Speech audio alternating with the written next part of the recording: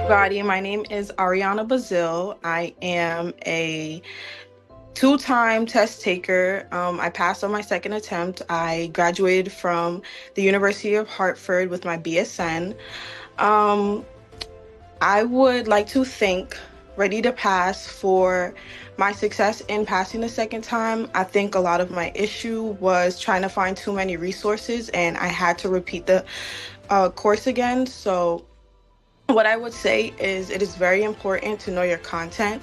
At a point in time, I was really doing a lot of questions, but questions won't help you if you don't understand what the question is asking you and where the content is coming from.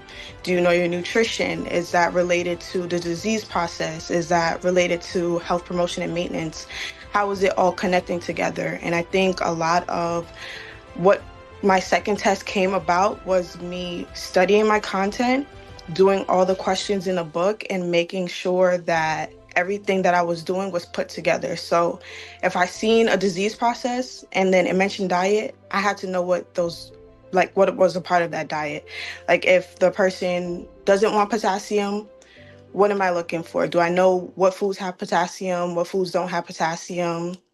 Positioning is very important. Just knowing all the different parts of a disease process and how it is encapsulated in all throughout the book.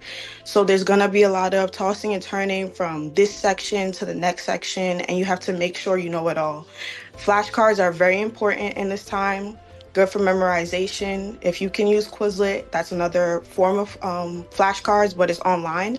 So a lot of that stuff is really good, and engraving stuff into your mind. So I would just say it's very important to know content. Use the Orange Book.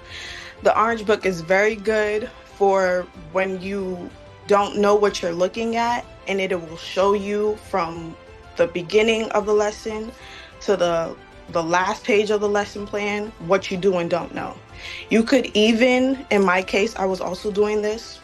The book has formulas for you to copy down and stuff, but I also made some of my own too for stuff that wasn't in the Orange Book, but in the same format. So did I know a disease process and the pathophysiology, the risk factors, the teaching and everything? So I made some of those sheets for my own too while I was studying so I could keep up with the content.